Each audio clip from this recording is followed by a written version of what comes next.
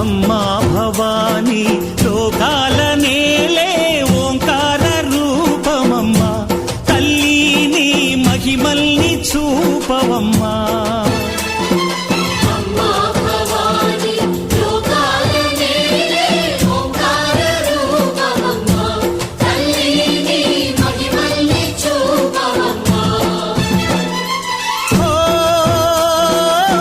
సృష్టికే దీపమా, శక్తికే మూలమా, సింహరథమే నీదమ్మా.